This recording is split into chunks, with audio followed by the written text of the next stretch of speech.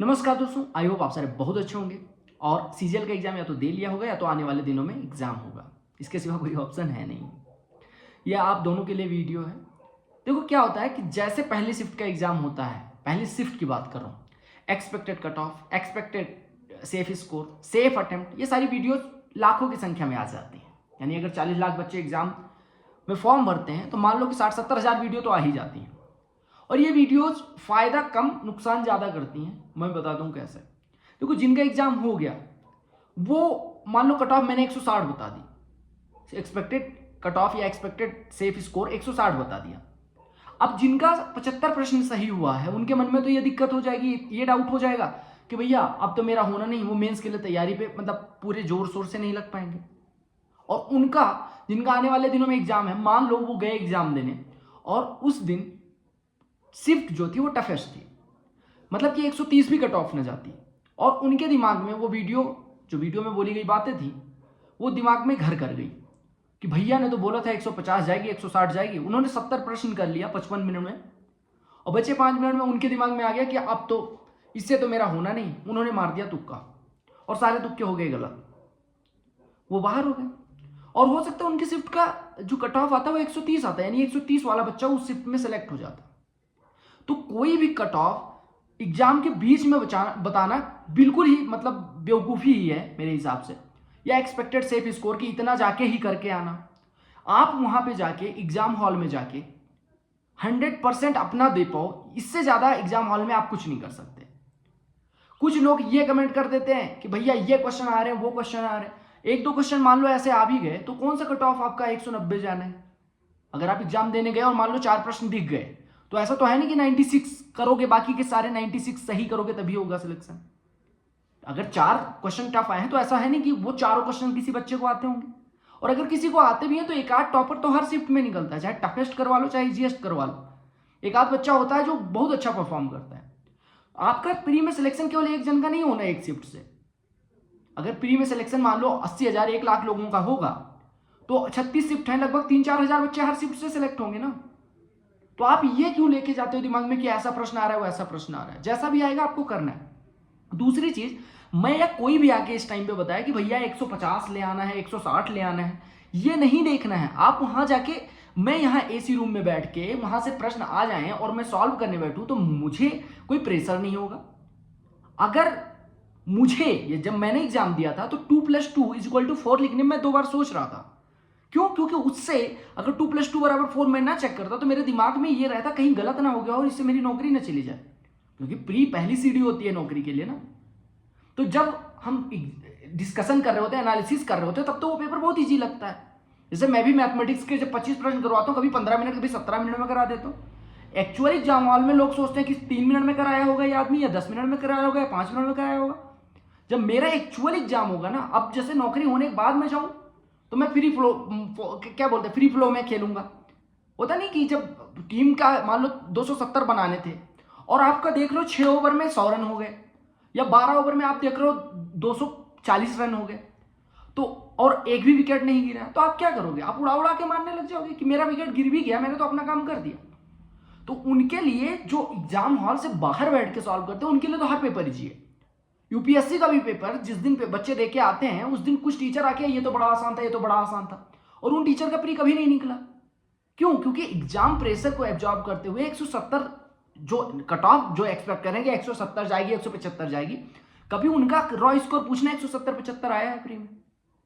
तो ये सब डराने वाली चीजें हैं। मैं बताऊंगा कि आप अभी अगर आपका आने वाले दिनों में एग्जाम है तो बिल्कुल ऐसा कुछ दिमाग में लेके ना जाए कि मुझे इतना करना है उतना करना है। आप प्रेशर में जो कर सकते थे, जो अपना बेस्ट देके 160 हो सकता है वैसे कर लेते। 5 मिनट जो बचा था उसमें 2-4 प्रश्न पे करते तो 4 प्रश्न सही कर लेते। लेकिन आप प्रेशर ले लोगे तो वो जो टाइम बचा है वो आप यूटिलाइज नहीं करोगे, उसमें तुक्के मार के नेगेटिव मार्किंग करके बाहर हो जाओगे। तो पहला पार्ट तो खत्म। अब उन बच्चों के लिए जिनका एग्जाम हो गया है, मैं बता दूं कि प्रीवियस ईयर की कट ऑफ देखना, सीजीएल की नॉर्मलाइजेशन अगर होता है उसके बाद भी कट ऑफ ऐसा तो है नहीं 170 चली गई। सीएचएसएल की कट ऑफ माना ज्यादा गई, लेकिन आप देखो ज्यादा किसकी गई? डीईओ के लिए। बाकी की कट ऑफ देखो, वैकेंसी कितनी थी, और सीएचएसएल वाले बच्चे सीजीएल में बैठते हैं। तो ऐसा, और हर सीजीएल देने वाला लगभग सीएचएसएल देता है जिसकी एज है। तो आप ऐसे लगाओ ना कि अंदाजा लगाओ कि 140, 130, 135 जो भी करके आ रहे हैं ना, जिनका हो गया है वो मेंस की तैयारी करो। जब तक और लोग प्री दे रहे हैं और लोग प्री के उसमें उलझे हुए हैं, तब तक आप मेंस पे फोकस करो। क्योंकि मेंस के लिए जो बच्चा अभी आपका 130 जिस शिफ्ट में आ रहा है, उसका अगर 170, 180 आ रहा है, तो वो आपसे कहीं 50-60 नंबर आ गया। मेंस में भी वही बच्चा तो जाएगा, वही दिमाग लेके तो जाएगा, तो उसके पास तो एज है ही, साइकोलॉजिकल एज भी है। क्योंकि प्री की कट ऑफ 150 की, कोई 190 से कट ऑफ क्लियर करे, प्री क्वालिफाइंग इन नेचर है दो, और कोई 151 से, तो दिक्कत होगी ना। 150 कट ऑफ पे 151 वाले को थोड़ा ये तो रहता है कि भैया 190 कट ऑफ तो क्लियर हो गई, लेकिन 190 वाले के पास थोड़ा एज है। और वो एज कब आप दूर कर सकते हो? अभी वो जो एज है उसके पास, वो जब तक उसका प्री नहीं हो जाता, तब तक जो ये टाइम आप वेस्ट कर रहे हो कि कट ऑफ कितनी जाएगी, सिर्फ स्कोर कितना होगा। आप एक चीज मानो, प्रीवियस 130 प्लस, ऐसा तो है नहीं 130 से नीचे, मतलब 130 के अराउंड कभी सिलेक्शन नहीं हुआ है। 130 के अराउंड अभी रिसेंट ईयर्स में ही सिलेक्शन हुआ है। तो अगर आपका 130, 140 बन रहा है तो आप मेंस पे फोकस करो। मैं नहीं कहता हो ही जाना है आपका, और मैं नहीं कहता नहीं होगा। मैंने 39 शिफ्ट के या 36 शिफ्ट में जितने में एग्जाम होने हैं, मैंने सारे पेपर नहीं देखे ना।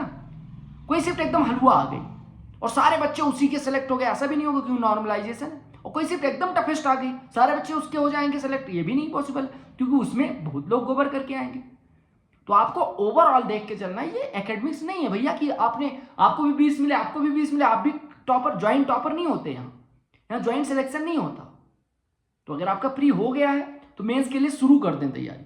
अब मेंस के लिए कैसे पढ़ना है, क्या पढ़ना है? देखो, जब तक आपका प्री ओवर नहीं होता, प्री का रिजल्ट नहीं आता, एटलीस्ट आंसर की नहीं आती एटलीस्ट, तब तक आप क्या काम करो कि जो प्रीवियस ईयर अभी 2024 का, 2023 का मान लो आप करके गए थे, सीजीएल, सीएचएसएल, सीपीओ, तो उससे पहले वाले 22-21 का भी कर डालो। आपका इंग्लिश वीक है तो इंग्लिश पे ज्यादा टाइम दे दो, 2-2, 3-3 घंटे रोज इंग्लिश पढ़ो। जीके वीक है, आपको लगता है जीके में आपने पॉलिटी में गलत कर दिया, क्वेश्चन है पॉलिटी का आपसे हो सकता था, आपने पढ़ा था वो चीजें, रिवीजन नहीं करी, इस वजह से गलत, तो पॉलिटी पढ़ डालो। आपको ज्योग्राफी में प्रॉब्लम आ रही है, आपको रीजनिंग में सिटिंग अरेंजमेंट में प्रॉब्लम आ रही है, सिलॉक्स में प्रॉब्लम आ रही है, वो क्या कहते हैं, पजल बॉक्स में प्रॉब्लम आ रही है, तो वैसे क्वेश्चंस करो। आपको आपकी प्रॉब्लम प्री देके देखो, प्री सबसे बड़ा मॉक टेस्ट होता है। आपके उस मॉक टेस्ट से पता चल गया होगा ना, उसका एनालिसिस करो कि आपने क्या गलतियां करी, कैसे प्रश्न आए और आपसे नहीं हुए, क्या फॉर्मूले आप भूल रहे थे, उन चीजों पे काम करो। और मैं बताऊं, previous year question, previous year cut off, सारी चीजें एसएससी ने दे रखी है। ऐसा तो है नहीं इन्होंने आंसर की नहीं रिलीज करी, आंसर की भी रिलीज होती है, कट ऑफ भी आती है, और सबको पता होता है कितनी कट ऑफ गई। ऐसा है नहीं कि मुझे ही पता है तो मैं ही एनालिसिस कर सकता हूँ। मैं टीचर हूं या मैं कोई गाइड हूं, आपका मेंटोर हूं, इसका मतलब ये नहीं कि मेरे पास ज्यादा रिसोर्सेज हैं, मैं वही चीज पढ़ लेता हूं, आप नहीं पढ़ते हो। तो आपको पढ़ना पड़ेगा ना, कट ऑफ देख लो, एक दिन खुद ही एनालिसिस करना। और एक बार जब सारी शिफ्ट का पेपर हो जाएगा, आंसर की आ जाएगी, उसके बाद अभी तो सबको लग रहा होगा कि 195 आ रहे हैं, लेकिन आंसर की आने के बाद सबके 195 से 145 आते हैं। मैंने कई बार एक्सपेक्ट किया है, मैं हमेशा मेंस करके आता था 200 करके आता था कि 200 होंगे, नहीं होते थे। तो होता है चीजें, मतलब हम जैसा एक्सपेक्ट करते हो वैसी नहीं होती, और कई लोग जैसा एक्सपेक्ट करते हैं उससे बेटर ही होती है। ठीक है, तो आप अगर 130 प्लस कर रहे हो तो आपको मेंस के लिए पढ़ना है। ऐसा तो है नहीं कि अगर मान लो प्री में नहीं हुआ तो अगली बार आपका ये मेंस जो पढ़ा है ये सब ऐसे उल्टी करवा दी जाएगी कि नहीं, ये सब नहीं माना जाएगा। अगली बार प्री के लिए आपके पास एज रहेगा, अगली बार के मेंस के लिए आप रेडी रहोगे। और pre is qualifying in nature, ये भी याद रखना। तो अगर आप 141 से कट ऑफ क्लियर करते हो और वो एज बैलेंस कर सकते हो तो आपका सिलेक्शन श्योर है। बहुत लोग प्री में टॉप करते हैं, मेंस के बाद 2400 ग्रेड पे की पोस्ट मिलती है। और मैं जानता हूं प्री के टॉपर, प्री में रैंक 1 लास्ट में 2600 रैंक पे गए हैं। तो ऐसे भी बच्चे हैं जो लोगों ने बीच के टाइम को यूटिलाइज करा, बीच के टाइम में प्रीवियस ईयर क्वेश्चंस करे, अपने वीक एरियाज पे काम किया, मॉक जितने भी प्री के लिए मॉक दिए थे उसका एनालिसिस इसी टाइम में बैठ के कर सकते हो। जो प्री के लिए चीजें छोड़ी थी कि मेंस में पढ़ूंगा या अभी प्री किसी तरह निकल जाए, अभी ये टाइम इतना नहीं बचा है, वो चीजें पढ़ लो, प्रोबेबिलिटी कर लो, स्टेटिस्टिक्स कर लो, कंप्यूटर पढ़ना है, टाइपिंग थोड़ी बहुत करनी है। तो ये सारी चीजें आपको करनी है ना। तो ये सारी चीजें, ये जो एज है आपके पास अभी कितना 15 दिन का मान लो एज है, और उसके बाद कुछ लोग मौज करने चले जाएंगे, तो इसमें आप धीरे धीरे करके रिदम में आओ। 40 घंटे शुरू से नहीं पढ़ाई होते कि हफ्ते के 40 घंटे आप पढ़ने लगे, 6-6 घंटे एवरेज पढ़ने लगे। हो सकता है पहले हफ्ते में 20 हो, 25 हो, 30 हो, 40 ऐसे होंगे, लेकिन आपको काम तो करना है ना। अल्टीमेट गोल क्या है? सिलेक्शन लेना, और सिलेक्शन में सबको पीछे छोड़ के आगे बढ़ना। तो ये रेस है, इसमें कोई फर्स्ट सेकंड थर्ड आता है। ऐसा नहीं कि 400 लोगों की भीड़, वो एकेडमिक्स नहीं है कि 20 सबके 20 आगे 6 लोग टॉपर ही हैं।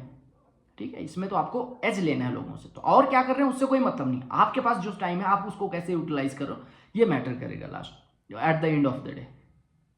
तो मेरे हिसाब से ये कट ऑफ वगैरह जो भी है 130 140 आपके बन रहे, आप मेंस में लग जाओ और एनालिसिस कर ली जाएगी। एक बार सारे पेपर हो जाने दो, मार्क्स आ जाने दो, जब आंसर की आ जाएगी उसके बाद एनालिसिस करके सारे चैनल बता देंगे आपको कट ऑफ, ठीक है, और मैं भी बता दूंगा। तो पढ़ना शुरू करो, प्रीवियस ईयर क्वेश्चन और जो भी चीज़ें मैंने डिस्कस करी उन पर काम करो, और आपको पता होगा आपके वीकर सेक्शंस क्या हैं, स्ट्रॉन्गर सेक्शंस क्या हैं, उस पर कैसे काम करना है, कितना टाइम किसको डिवोट करना है, कितना घंटे आप पढ़ सकते हो, कितने बजे उठते हो। कुछ लोग कहते हैं मैं रात में पढ़ता हूँ, दिन में पढ़ता हूँ, वो आपकी चॉइस है। एसएससी ये तो पूछेगा नहीं आपने दिन में पढ़ा तो आपके लिए 2.5 नंबर का क्वेश्चन, आपने रात में पढ़ा तो आपके लिए 1.5 नंबर का क्वेश्चन, वो तो ऐसा ही रहेगा। माइनस मार्किंग सबके लिए सेम है, पेपर भी सबके लिए सेम, कंप्यूटर भी सबके लिए सेम रहेगा। और हमेशा कोशिश करो कि मेंस को 60 मिनट में, जो वो वाला होता है कि 60 मिनट में 60 क्वेश्चन मैथ्स रीजनिंग के करने होते हैं, उसको 45 से 50 मिनट में करने की कोशिश करो जब मॉक दो। क्योंकि मान लो कंप्यूटर खराब हो गया, कुछ लोग ये रोने लग जाते हैं कि कंप्यूटर नहीं सही काम कर रहा था, क्लिक नहीं हो रहा था, 2 बार क्लिक करना पड़ रहा था, स्क्रॉल नहीं हो रहा था, पहली बार कंप्यूटर पे बैठे हैं। तो ये सारी चीज़ें पहले ही मॉक टेस्ट में प्रैक्टिस करके जाओ। हो सकता है कि अनलकी हो आपके साथ ऐसा हो जाए, ठीक है। और एनालिसिस अब बैन हो गया तो आने वाले बच्चों के लिए फ़ायदा ही है कि जिनका एग्जाम हो गया उनके लिए भी फ़ायदा है, और आने वाले बच्चों का एवरेज स्कोर अगर वो बढ़िया से पढ़ेंगे तो जितना पढ़ोगे उतना नंबर मिलेगा। तो रिवीजन करो, और जिनका प्री हो गया उनको फोकस करना है जो चीज़ें मैंने कही, ठीक। मिलता है एक स्ट्रेटजी वीडियो भी कर लेंगे, व्यूज उसी पे आएंगे, बट मैंने जो बताना था बता दिया। कट ऑफ वीडियो में ना पढ़ो, वो टाइम वेस्ट है, कंप्लीटली टाइम वेस्ट है। और अगर आपका एग्जाम है तो कुछ भी माइंड में लेके ना जाओ, अपना बेस्ट दो, क्योंकि आपको सिलेक्शन लेना है ना कि और क्या कह रहे हैं। मैंने मान लो कुछ गलत कह दिया, आपका सिलेक्शन नहीं हुआ तो मेरी सैलरी थोड़ी कम हो जाएगी, या किसी की यूट्यूब पे 2 सब्सक्राइबर थोड़ी कम हो जाएगा। ज़्यादा से ज़्यादा उसकी लाइफ में क्या चेंज आएगा, आपकी लाइफ में चेंज आएगा ना। तो उस पर आप फोकस करो।